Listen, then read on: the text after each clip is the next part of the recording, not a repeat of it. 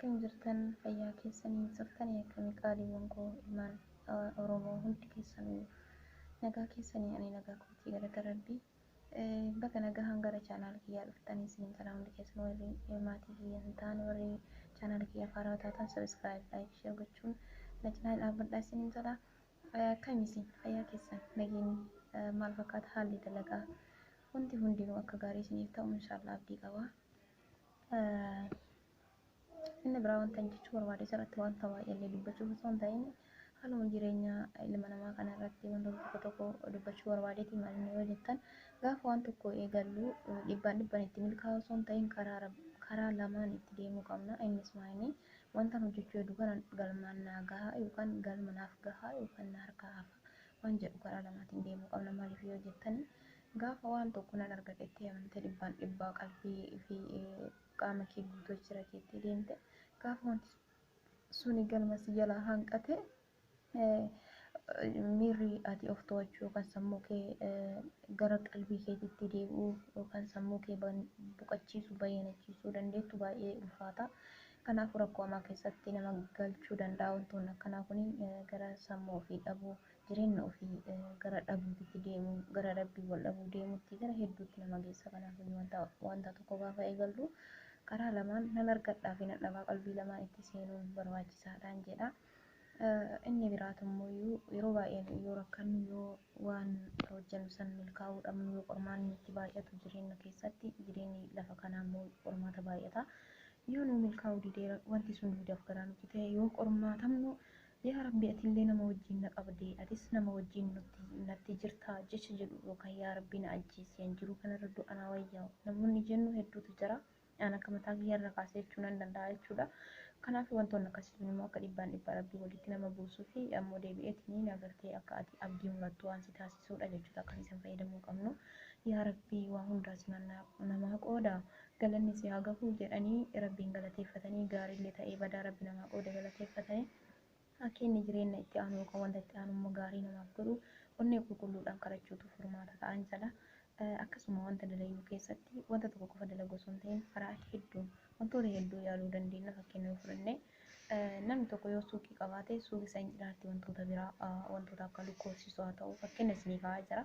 Wantoota akkanaa kana gaafa hojjennu yoo suuqiin suni waan nu barbaannu sun irraa dhabne lukkuu sanirraa waan suuqiif barbaannee dhabne san irraa arganna gara tokkoon buqannaa jechuudha. Tokkotu nu bayyanachiisa jechuudha. Yoo tokko gara tokkoon hin deeka mallaqni nu baafne suni bu'aa nu argamsiisuu didu taate. Kanaafuu wantoota akkasii irratti xiyyeeffachuun barbaachisaadha. Ammas akkasuma mallaqa keenya qusannee keenya taa'u osoo hin ta'in wantoota adda addaa qabsiifnee wanta fakkeenyaaf magaalaa irratti yoo lafa ta'e lafa magaalaa godina guddaatti yoo mallaqa guddaa ta'e magaalota xixiqqoo keessatti lafa bakka adda addaatti bitannee gaafa immoo mallaqni keenya lafiin sun dabalaniidhaan gurgurree magaalaa guddaa yookaan godina guddaa irratti lafa bitachuu dandeenya. Mana ijaaramee wajjin bitachuu dandeenya jechuudha. Kanaaf yoo mallaqallee qusattanii keettanii baankii yoo keettan namoo biraatti itti fayyadama malee bu'aa hin qabu jechuu barbaadetanii. Kanaafuu jireenya keessatti qormaan hin baay'ata. Maaliif baay'ata yoo jettanii rabbiin nama jaalatu qormaata. Wanti rabbii si qormaatuuf tokko kan akka hubannoo kiyyaatitti onneen kee hagam qulqulluudha, hagam ofitti amanamummaa qabda, hagam abdii narraa qabda kan jedhu rabbii si qormaata. Yoo ati nama obsi ulee hayyuuti jedhama. Obsa qabaattee jajjabina akka qabaatu taate hanga feete rakkoo feete keessatti yoo kuftee agarteetiin lubbuun kee bahuuf ka dhiyaatu taate yoo ati rabbii keetitti hirkatte jajjabina kee ni mirkaneessa.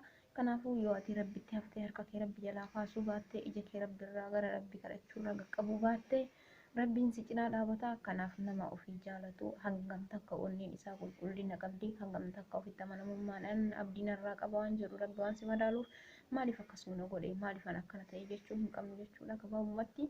Kanaafiyyuu rabbii keenya kadhachuun waa hunda dursaa waa hunda caalaa rabbii keenya kadhachuutu wanta hundaafuu jireenya lafa kanarraa ta'ee isa boriitiif furmaata ta'ee yaada. Inni biraatummoo ijoollee nama fakkeenyaaf biyya hambaa keessatti biyya baqaa keessa jirru hedduutu jira. Isaan keessaa namoonni waan maatii kiyyarraa baheef rakkadhee waan biyya kiyya gadhiiseef rakkadhee waan maatii ofirraa baateef duutee waan biyya ofirraa baateef rakkadhee wantoonni jedhu baay'eetu jira. Osoon biyya kiyyaa bahuu baadhee rakkoon kun narraan kuni jechuun osoodha osoo mala shayxaanaati malee namni wanta ganama rabbiin asalitti dabarse yookaan wanta ganama rabbi sii qoode hin hanqattu. Maaliif biyya jiraatus eegan dhukkubsataan jiraatte dhukkubsachuun keen oolu yoo duutan jiraate biyya keettis duun yoo ammoo biyya arabaa dhufnee osoo maatiin nun argin warroonni asitti ijoollee lubbuun isaanii darbanii jiru. Sun osoo dhufuu baadhee maatiin kee osoo hin argin lubbuun kee nan darbu kan eegale osoo maatii isii irraa darbuu baatte osoo maatiin hin argin hin duutu namni jedhu dogongora maaliif rabbiin awwala azalii dabarsii yookaan ganama isiidhaaf qoode waan ta'eef bakka rabbiin namaa qoodee fi akka rabbitti namaa qoodetti jiraatanii kanaaf wantoota akkasii san fayyadamuu hin qabnu. Amma ijoolleen baay'een gara biyyaa galaa kun ijoolleen akkatti biyyaan baa keessatti akka taaraan dhumaa jiran hidhamaa jiran kun qooda rabbiiti. Kanaafuu rabbiin gargaarsifadha bakka jettanii rabbii keessanitti hafaa namni biyyarraa baheef hin jiraatu yookaan biyyarraa baheef hin du'u isiniin sadha. Kanaaf yoo akkasitti abdii hin muratinaati jabaadhaa wal jajjabeessaa isiniin sadha obsa qabaadhaa waa hunda caalaa obsatu dursaa rabbii keessan qabadhaa. Inni biraa hiriyaa abdatanii waa hedduu ittiin kennan ittiin haasa'an itti mari'atan hin jiru yeroo har'aa maaliif hiriyaan kee yeroo hundaa kaati abdattu rabbii kee ta'uu qaba. Hiriyaa kaati godhattee itti haasoitu kan hiciitii kee hin baafne rabbii kee qofa. Kan hiciitii kee hin baafne kan waan ati itti himatte siif dhaga'u siif godhu amantummaa guutuu irraa qabattee itti of kennite yoo ati amanamtuu taatee rabbii keetiif of qulqulleessite rabbii kee qofa hiriyaan kee abdiin kee rabbii kee qofa. Haadha fi abbaa yeroo har'aa waa namaan godhan haa ta'u garuu akka namumatti osoo namaa godhan wanti caalaa hunda caalaa si waasii godhu rabbii keeti. Inni lammataa hoo mallaqa keeti yoo ati waan qabaatiin namni takkaas hin jaalatu namni takkaas hin ijaanuu garagaree sillaa fatiyaa fudhadhaa fatiyaa mujaayid yoo fudhanne fakkeenyaaf mucattiisa yeroo jalqabaa yeroo waliin ijoollee hedduu wajjin haasa'aa turanii oliifii hedduu waraabaa turanii ijoollee wajjin olii gaddeemte chaanaaluma jechuun illee miidiyaa irratti argee akkasitti keessan beeku. Isiin suni har'a hiriyaan dhabee hiriyoonni kiyya hunduu nadheessanii mala naa dhahaa natti yaa'ame natti goottamettee boottee haadha ofiitiif mallaqa akka gargaaran gara biyyaatitti akkasii galchan kadhataa jirti. Kuni dogongora guddaadha. Maaliif hiriyaa keen abdatiin kaate abdattu rabbii keetii fi mallaqa kee qofa abdadhu. Immoo yeroo dalagatutti maalifan dalagaa kaayoo qabaadhuti dalagadhu malee sim jettee dalaydee birrii kuma argite yoo kaggootu taate idimeen keetiin lakki deema wanta itti dalayduun lakki saaraadha gaafa kuftee namni si kaasuu hin jiru. Rabbi jechaa walitti ciiftee yoo waa harkaan qabaatiin waan itti sochootuu hin qabaatiin baay'ee ulfaataadha. Kanaafiyyuu of eeggannoo cimaa gochuu qabna waan kanarratti isiniin jedha. Inni biraatu hanga biyya hambaa jirtan ta'ee biyya keessa jirtan harmee keessan abbaa keessa warroonni qabda warroonni hin qabne rabbiin obsaa fi jajjabina isinii haa kennu isiniin jedha. Warri qabdan immoo amaanaa isinitti haa ta'u jajjabeeffadhaa cinaa dhaabadhaa. Kanaafuu gaafa isaan du'anii biyyee uffatan namni biyyee irraa hir'aruu haga lubbuun jiran gargaaruudha. Kanaafuu akkasii isiniin jedha.